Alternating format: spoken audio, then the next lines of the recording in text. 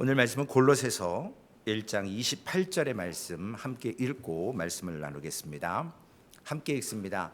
우리가 그를 전파하여 각 사람을 권하고 모든 지혜와 각 사람을 가르치며 각 사람을 그리스도 안에서 완전한 자로 세우려 함이니. 아멘. 우리 인간이 타락하기 전에는 하나님이 주신 지성으로 우리가 그 생각이나 감정 그리고 우리의 정신 모든 작용들이 원활하게 질서 있게 유지되는 상태였습니다. 그러나 죄가 딱 들어와서 우리를 그 진리의 빛인 기준, 어제 나눴던 말씀처럼 하나님의 말씀이 사라졌을 때 올바른 생각이나 올바른 판단 그리고 올바른 그 지성이 역할을 할 수가 없었습니다. 왜냐하면 우리의 그 행위 가운데 우리를 결정하고 능력 있게 하는 질서들이 무너졌습니다. 왜냐? 말씀이라는 것을 창세기 3장 5절 이하에 보암직도 하고 먹음직도 하고 탐스럽게 할 만하다라고 하는 말씀 속에서 하나님이 주신 그 원래의 창조의 아름다운 모습에 말씀이 빼앗겨 버렸습니다. 그래서 예수 그리스도께서 말씀으로 로고스로 이 땅에 오셔서 우리에게 다시금 그것을 심어주셨고 우리가 그분이 머리고 우리가 교회로 연합되면서 우리는 이제 그 말씀을 다시 얻었기 때문에 우리는 그 말씀 안에서 타락했던 잘못된 지성과 그리고 우리의 생각, 감정, 불안했던 그 감정들이 말씀에 의지할 때 우리가 온전해져 가는 것을 오늘 골로새서는 말씀하고 있습니다.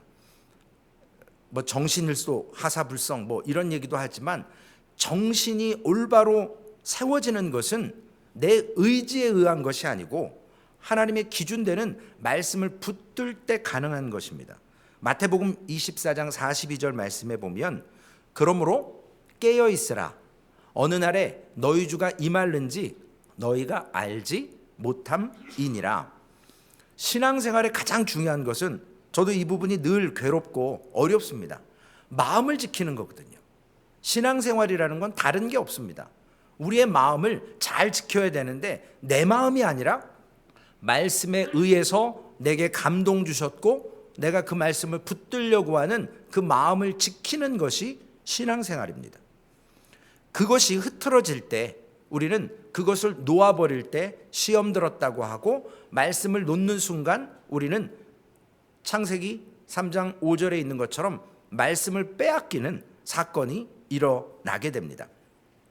이것은 거듭나고 중생한 사람들에게 영원하게 그리고 불변하게 이루어지는 것이 아니라 말씀을 붙들었다가 느슨해지면 또 말씀을 뺏기는 것이고 또 정신줄을 잡고 말씀을 붙들할 때 하나님께서 우리에게 온전함을 이루어가게 하십니다. 우리가 잘 아는 어거스틴, 아우구스티누스라고 하죠. 그가 고백록에서 이런 얘기를 했습니다. 이 야릇한 일이 도대체 어디서 오는 것이며 어찌 이러는 것이오니까 마음이 육체에게 명령하는 그때에 육체는 곧 따르지만 마음이 마음에게 명령할 때 왜 듣지 않습니까? 근데 그가 경험적으로 고백록에서 이런 얘기를 합니다. 마음이 원하지 않으면 명령을 할 수 없다라는 거죠. 마음은 결단하고 명령하는데 그러면서도 명령한 것을 마음이 그 육체가 행하지 않는다고 합니다. 왜냐? 의지가 완전히 의욕적으로 하려는 마음이 없다라는 거예요. 그래서 명령이 내려와도 의지가 확고하지 않기 때문에 마음대로 몸이 움직여지지 않는다라는 겁니다. 명령이. 결국 명령은 의지의 정도, 그 의지가 얼마나 강하냐 거기에 있는 것이지 명령한 것이 아닌 그 실행하는 것 이러한 것들 의지가 없으면 될 수 없다라는 겁니다. 어거스틴은 신학자이지만 의지라고 얘기했지만 우리는 하나님의 말씀을 사모하는 거죠. 말씀을 얼마나 강하게 붙드느냐. 오늘 사실 우리가 어떤 방향으로 가고자 할 때 그 방향으로 나의 몸을 이끌려고 하면 내가 현재 가는 방향에서 다른 방향으로 의지적으로 돌아서야 되거든요. 변해야 되는 것입니다. 방향을 바꾸는 것, 그것을 지속적으로 방향을 바꾸고 또 바꾸고, 그 신학적으로 얘기하면 개혁이죠. 개혁, 갱신. 잘못된 부분들을 갱신해 나가는 일이 어렵습니다. 왜냐? 마음에 평정이 있어야 되거든요. 그 마음을 붙들려고 하는 힘이 있어야 됩니다. 우리가 차가 마력이라고 표현을 하더라고요. 말의 힘. 그래서 말 100마리, 200마리, 몇백 마리 이런 힘을 이야기하는데, 언덕을 내려가기는 차가 그렇게 힘이 들지 않습니다. 그러나 반대로 중력을 거슬려서 언덕을 올라갈 때는 그 마력의 힘이 상당히 필요하거든요. 그 힘에 따라서 얼마나 크게 작동하는가, 이것이 우리의 기독교적으로는 마음의 결단이고 말씀을 붙들는 힘이라는 것입니다. 결국 그 말씀이 심어져서 떨어졌을 때 창세기 3장 6절에 있는 말씀처럼 그것이 심겨지고 자라는 것, 즉 죄를 질 때도 마음의 결단이 필요한 거잖아요. 그 마음 속에 있는 어떤 갖고 있는 나의 성향이, 이 결단으로 인해서 나의 성향이 무너져가는 작업은 결국 내가 느끼는 것이 아니라 하나님의 말씀에 비추었을 때, 구약으로 이야기하면 율법에 비추는 것이고 신약으로 얘기하면 예수 그리스도에게 비추어서 나의 모습을 돌아보는 것입니다. 그래서 어느 방향으로 흘러가고자 하느냐, 그 방향을 하나님의 말씀에 따라서 살아가려고 할 때 우리의 몸은, 우리의 관건은 결국 마음에 올바른 성향을 갖고 있어야 된다는 거죠. 따라가면서도 반역할 수 있거든요. 그 성향은 반복적으로 마음에 정동이 있어야 돼요. 결단이 있어야 됩니다. 그래서 우리는 날마다 이 마음의 결단, 그 정돈이 결국은 나의 생각과 그리고 내가 의지하는 것, 거기에 더해서 기준되는 말씀 속에서 지어져 가는 것입니다. 우리 지난주에 권한다 라는 말씀이 누덴테투스라고 해서 헬라어로 말씀을 드렸지만, 권한다라는 의미는 정신이 온전하지 못한 다른 것에 가 있는 것을 온전한 자리, 제자리에 정신을 갖다 놓는 거라고 그랬습니다. 권하는 것은 우리의 잘못된 어디에 가 있는지 모르는 정신을 온전한 자리, 하나님이 원하시는 자리, 그 자리에 나의 정신을 갖다 놓게 하기는 원하는 것이 바로 권하는 것이라는 거예요. 그래서 우리의 생각이 어디에 있는지, 우리의 마음이 어디에 있는지, 이것이 중요한 것입니다. 오늘 나의 정신을 온전한 곳에 갖다 놓는 작업, 예를 들자면 강변에 이렇게 피어라고 하나요? 그런 곳에 보트를 하나 매달았습니다. 그래서 줄로 딱 잡아놓고 떠내려가지 않도록 딱 해놨는데, 이 보트를 운전하겠다고 하는 사람이 줄을 풀지 않고 엔진 시동을 걸고 아무리 방향을 설정해도 그냥 줄에 묶여있기 때문에 빙글빙글 돕니다. 그러나 그 줄을 풀었을 때는 사람이 잡아서 홀드하고 있으려고 해도 그 보트의 힘에 의해서 사람이 물에 빠지고 보트는 자기가 원하는 방향으로 가게 됩니다. 결국 마음을 지킨다라는 것, 내 마음을 하나님의 말씀에 딱 자리를 잡아놓는 것, 권한다, 즉 나의 정신을 말씀에다 묶어놓을 때 우리는 마태복음 13장 2절의 말씀처럼 마귀가 벌써, 제가 잘못 드렸나 봐요. 마귀가 벌써 시몬의 아들 가룟 유다의 마음에 예수를 팔려는 생각을 넣었다라고 얘기를 했습니다. 이미 그 마음은 예수님께 있는 것이 아니라 예수님을 팔려는 마음에 있습니다.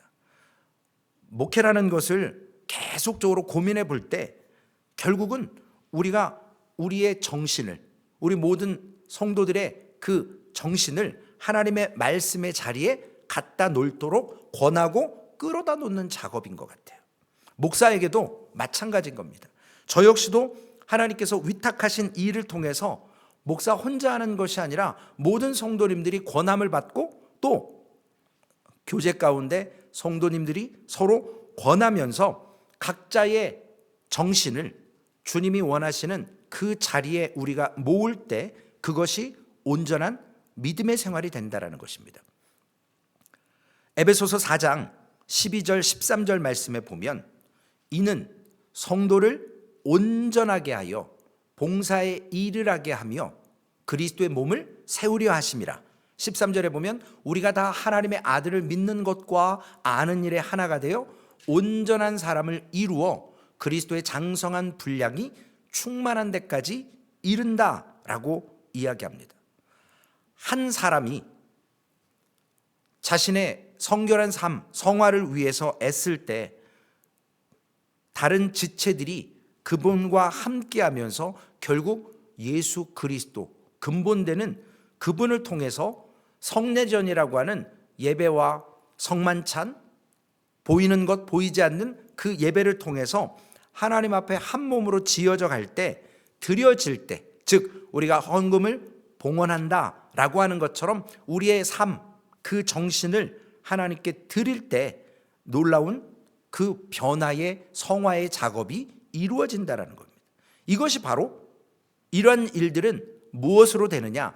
다니엘서 12장 10절 오늘 암송한 것처럼 하나님의 말씀을 깨닫는 것, 어떤 사람만 깨닫습니까? 지혜 있는 자가 깨닫는 거거든요. 도대체 지혜가 무엇이냐는 거죠. 하나님의 뜻을 아는 것이고 하나님의 구원 역사 가운데 내가 어떠한 모습으로 쓰임받느냐. 어제 말씀드린 것처럼 준비가 안 돼 있어도 하나님께서는 하나님이 일하실 때 우리를 사용하십니다. 물론 준비되어 있어서 더 잘 쓰임받는 것 같지만 우리의 능력과 우리의 지식에 하나님의 역사가 있는 것이 아니라 하나님의 역사 가운데 우리는 사람을 통해서 하나님이 역사하게끔 쓰신다라는 겁니다. 우리가 가끔 이러한 말을 듣지 않습니까? 거창한 말보다 우리의 신앙의 삶에 좀 더 현실적인 얘기를 좀 설교 가운데 해달라, 말씀 가운데 해달라, 인생이 너무 꼬여 있다라고 이야기하시는 분들이 계십니다. 인생이 꼬여 있다는 말이 뭐죠? 무언가 내 뜻대로 안 된다라는 거예요. 내 뜻대로. 그러니까 꼬여 있다고 생각하는 거예요. 아, 저 사람 보면 이렇게 사는데 왜 나는 이렇게 지질이 궁상이고 이런가? 라고 얘기를 합니다. 항상 내 뜻대로 안 되기 때문에 꼬여 있다라는 말을 써요. 그런데 예수 그리스도를 믿고 성도가 되려는 사람들의 삶은 모든 일에 나의 뜻대로 잘 풀리는 인생이 아니라는 것이죠. 하나님은 우리가 잘 되고 풀리는 인생을 원하시는 것이 아니고 비록 꼬여 있지만 하나님이 그 꼬여 있는 가운데서 우리가 꼬였다고 생각할 때 내가 계획하는 일이 내 계획대로 안 되고 복잡해질 때 하나님께서는 그 가운데 질서를 연결하시고 질서를 통해서 우리가 겪는 것은 뭐냐면 고통이거든요. 아픔이거든요.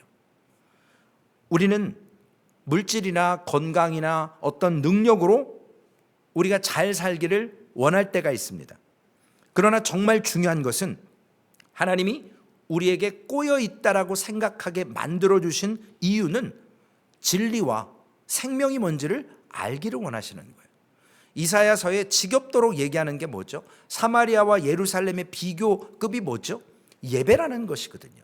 그들의 정신, 즉 하나님을 바라보는 영적 능력이 있느냐 없느냐, 예루살렘이 예배의 역할을 감당하느냐 하지 못하느냐, 못하면 사마리아처럼 망하는 것이거든요.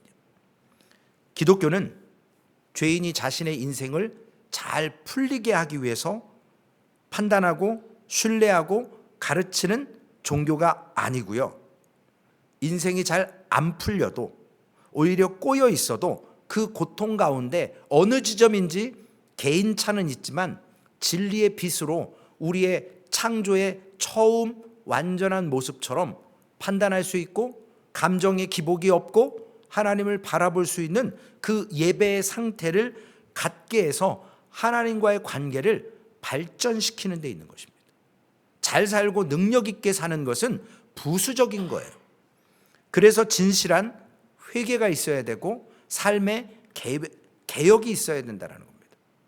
종말의 때에는요, 거듭 말씀드리지만 우리 심령 속에 회개함이 없으면, 교회에서 죄사함에 대해서 선포하지 않으면 그 교회는 잘못된 교회입니다.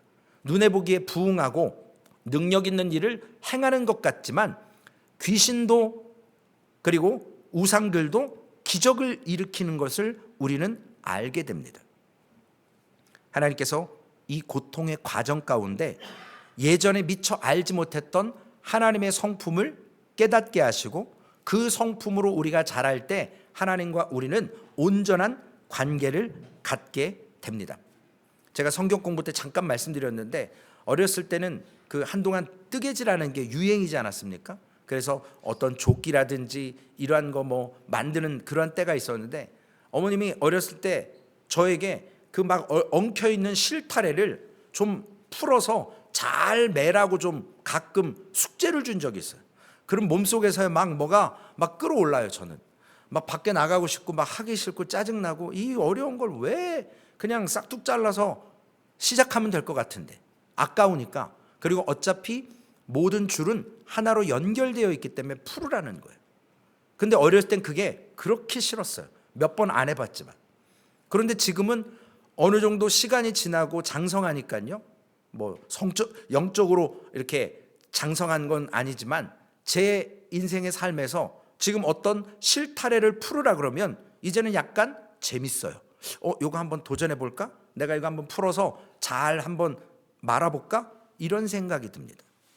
이건 뭐냐면 우리가 연결되어 있다라는 한 가닥으로 이게 엉켜 있지만 풀면 한 줄이라는 걸 알 때 가능한 일이거든요. 옛날 같아서 싹둑 잘라버려야 되거든요.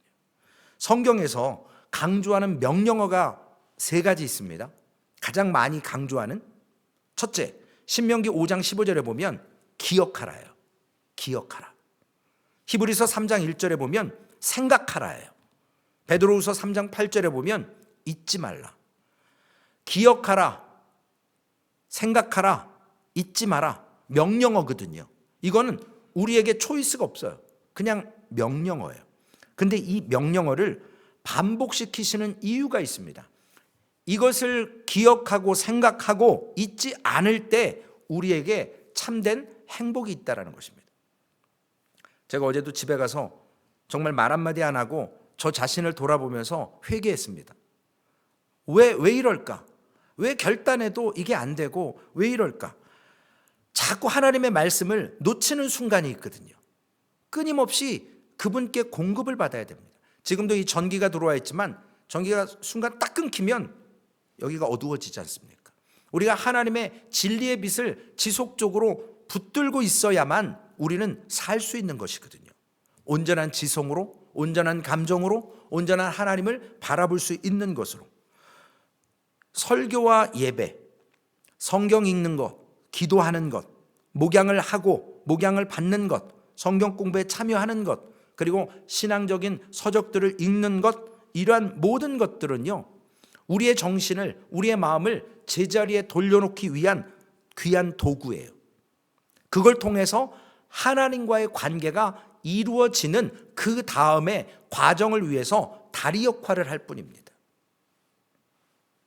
예배만 중요한 게 아니고요, 예배를 통한 하나님을 경험하고 그분의 성품으로 우리가 변화되는 과정, 그리고 하나님 앞에 기도함으로 마음을 쏟아서 이 자리에서, 제자리에서 하나님의 말씀을 놓치지 않겠다고 하는 것. 오늘은 성경 구절이 짧아서 제가 그래도 실수하지 않고 어느 정도 암송했는데 제가 지난주와 이번 주 방법을 바꿨습니다. 제가 좀 부끄럽지만 뭐 바쁘다는 핑계로 금요일 날 오후대에서 외우기 시작했거든요.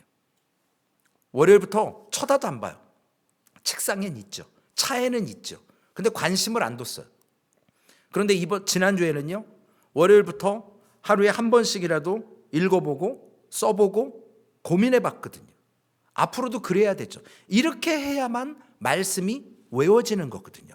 머리로 암기하는 것으로 끝나는 것이 아니라 내가 과연 하나님 지혜로운 자 맞습니까? 지금 말씀을 못 깨닫는 거 보니까 제가 지금 악한 사람입니다. 나의 악함이 무엇인가 깨달아보고 지혜를 통해서 말씀을 깨닫기 위해서 지혜로운 자가 되려면 하나님, 제가 어느 면에서 지혜로워져야 될까요? 결국은 말씀을 깊이 묵상하는 것 외에는 없습니다. 그 말씀대로 사는 것밖에 없어요. 우리가 고민해야 되는 것이거든요. 세상의 지식은요, 쉽게 암송되고 쉽게 쓸 수 있어요. 근데 하나님의 말씀은 오랜 시간 축적되고 오랜 시간 삶에서 살아낼 때 툭 튀어나오는 것이거든요. 오늘 성경 말씀을 우리가 숙고하고 적용하는 일은 결국 내 생각과 내 마음을 하나님이 원하시는 자리에 갖다 놓는 작업입니다. 이 방법을 통해서 우리는 경건함이, 그리고 삶을 살아내는 실천이 나오게 되는 것이고요. 결국 하나님의 은혜에 잠겨 있을 때, 물가에 심기운 나무가 되었을 때 우리는 항상 그 자리에서 시절을 쫓아 과실을 맺을 수 있게 됩니다. 전도서 10장 14절에도 오늘 다니엘서 12장 10절의 말씀과 비슷한 내용이 나옵니다. 우매한 자는 말을 많이 하거니와 사람은 장래일을 알지 못하나니 나중에 일어날 일을 누가 그에게 알리리요. 우매한 자는 말을 많이 한대요. 그런데 장래일을 알지 못한답니다. 여러분, 우리 한번 생각해 보실까요? 잠시 후에 1시간 뒤에 어떤 일이 일어날 거 우리가 먼저 인지하고 안다고 생각해 보세요. 여러분이 좋아하는 거, 기뻐할 일이 미래에 일어날 것을 알면 행복하겠죠? 근데 시험이 딱 온다라는 걸 안다라고 감지하면 피할 방법은 없어요. 어떻게 하실 거예요? 나 저거 싫은데. 미래를 안다라는 것이 결코 그렇게 행복한 일만은 아니라는 거예요. 물론 우리는 말씀을 통해서 하나님이 예언하신 말씀대로 이 땅이 이루어져 가는 것을 예측을 할 수 있습니다. 알 수 있어요. 그런데 우리가 좋고 싫은 것을 판단하거나 빼거나 더하거나 할 수 없습니다. 나빠 보이는 것, 낙심되고 마음이 굳어질 수 있어요. 그럴 때 우리가 미래를 알지 못한다라는 것에 은혜가 있는 측면도 있다라는 거예요.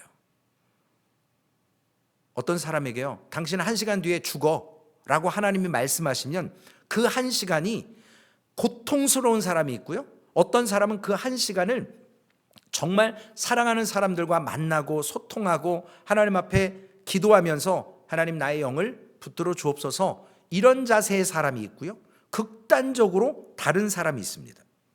우리에게 왜 미래를 알지 못하게 하는, 확실한 그림자만 보게 하는 이유가 뭘까요? 매일매일 주님을 붙들라고 하는 그 음성이 있다라는 겁니다. 그분 의지하지 않으면 안 된다라는 거죠. 오늘 우리 불렀던 찬송가 90장의 가사처럼 주 예수 내가 알기 전 날 먼저 사랑하셨습니다. 그 크신 사랑 나타나 내 영혼 거듭났다라고 찬송가의 가사에 있어요.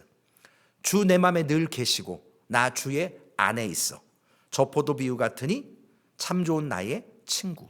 우리가 주님이 포도나무고 우리가 가지로, 하나님의 선하심을 맛볼 때 우리가 어떠한 일이 일어나고 미래에 불안한 일이 반드시 일어날 테지만 일어난다고 해서 근심할 필요가 없다라는 거죠.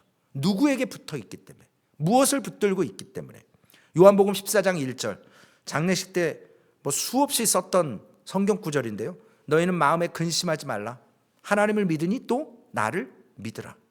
우리에게 왜 근심이 없겠습니까? 그러나 근심을 내려놓는 작업이 필요하다라는 거예요. 무엇으로요? 하나님의 말씀을 붙들면서 근심을 내려놓으라는 거예요. 내가 근심한다고 해서 내일 일은 내일이 걱정하라고 내버려 두라고 그러잖아요, 성경에서. 내일 종말이 온다 할지라도 주님께서는 우리를 내버려 두지 않고 우리를 고아와 같이 버려두지 않겠다라고 요한복음 14장 8절에 말씀하셨습니다. 우리가 지난주에 사도 바울이 이야기하는 성도가 온전한 자로 세워지기 위해서 교회의 3가지의 섬김이 필요하다고 했고, 저희가 2가지까지 나눴습니다. 첫 번째는 뭐였냐면 그리스도를 선포하는 일이 필요하다고 말씀을 드렸습니다. 두 번째는 모든 사람을 권한다, 정신을 제자리에 갖다 놓는 작업이 필요하다고 말씀드렸고, 오늘은 셋째로 모든 사람을 가르치라는 것이에요. 권하면서 가르치면서. 지난주에 원어 표현은 2 단어가 동시에 일어난다 그랬죠? 우리가 요한복음 1장 12절 말씀처럼 영접하는 자 곧 그 이름을 믿는 자들에게는 하나님의 자녀가 되는 권세를 주신다. 하나님을 믿을 때 동시에 하나님의 자녀의 권세를 갖는 거예요. 동시에 일어나는 거예요. 마찬가지로 권하면서 가르치면서 동시에 일어나는 것입니다. 가르친다라는 건 뭐죠?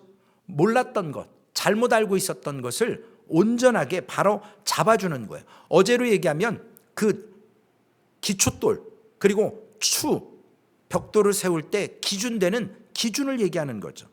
결국 가르치는 것은 진리 대신 예수 그리스도를 배우기 위한 작업인 것입니다.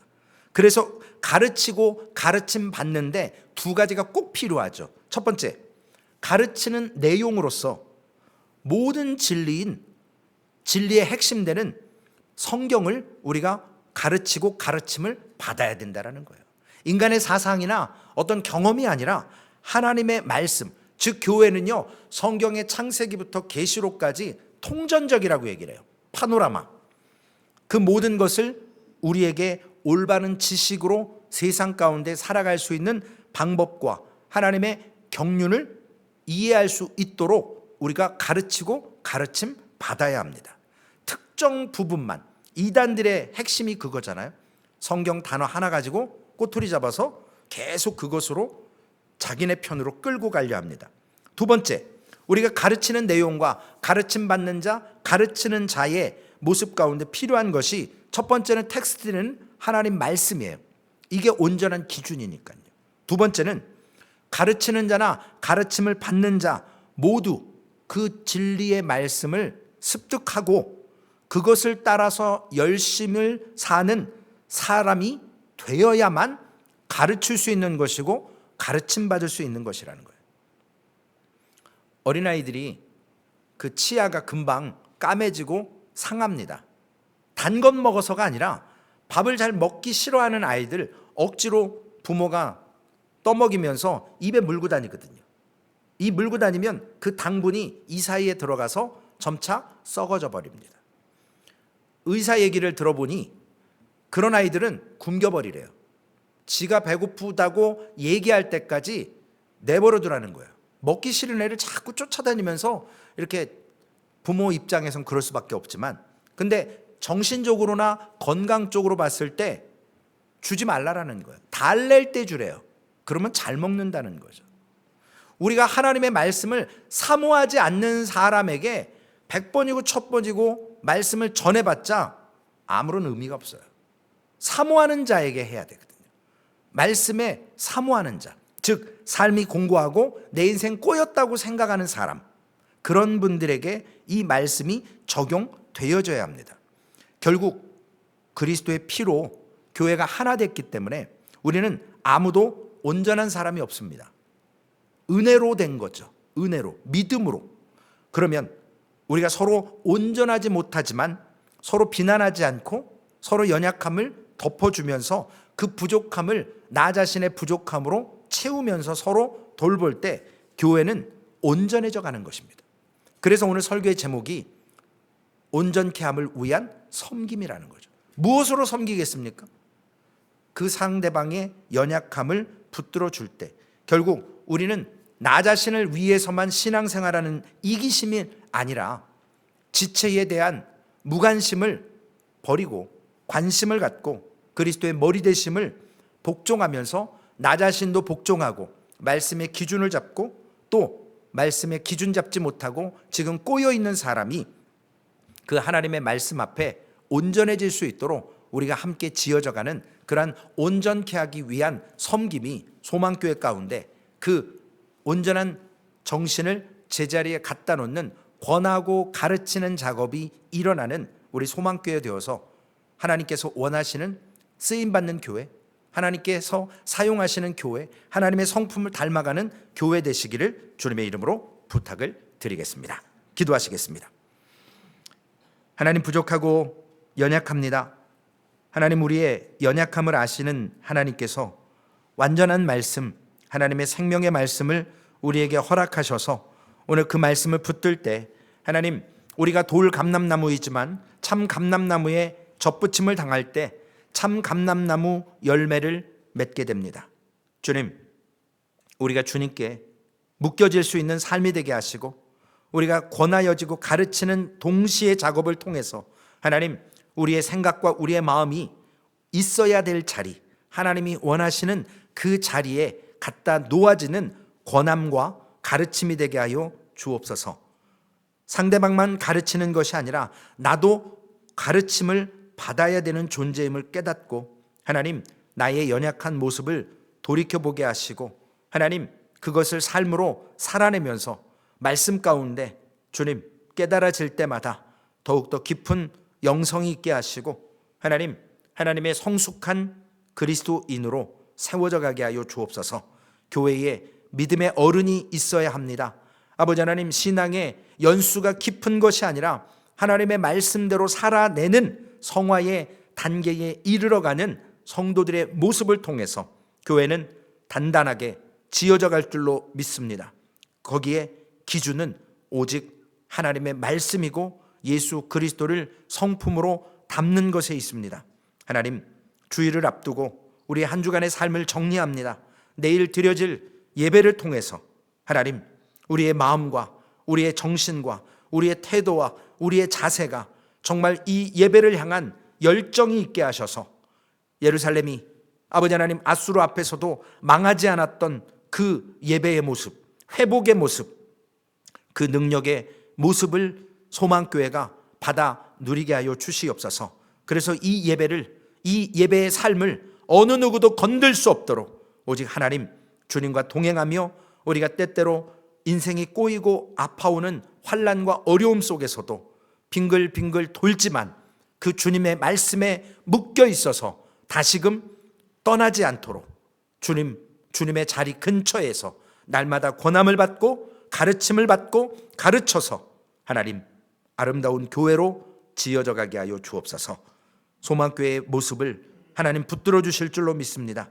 우리의 삶을 돌아볼 수 있는 귀한 시간으로 주님 삼아 주셔서 하나님, 오직 하나님만 영광 받으시고 우리가 함께 기뻐하고 함께 하나님 앞에 예배에 참된 소망을 붙들고 살아갈 수 있는, 그래서 연약한 자, 아버지 하나님 낙심된 자 위로함을 얻게 하시고 강건해지게 하시며, 우리에게 아버지 하나님 있고 능력 있는 것으로 하나님 앞에 영광 돌리는 것뿐만 아니라 우리의 부족할 때, 연약할 때 나오는 탄식과 하나님을 바라는 그 간절한 믿음의 고백으로 주님에게 공급을 받아 이 땅에서 세워져가는 하나님의 교회로 쓰임받게 하여 주시옵소서.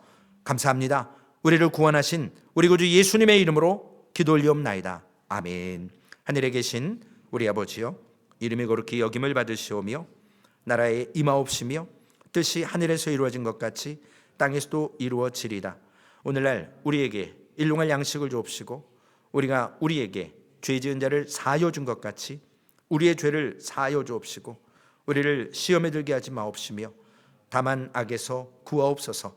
대개 나라와 권세와 영광이 아버지께 영원히 있사옵나이다. 아멘.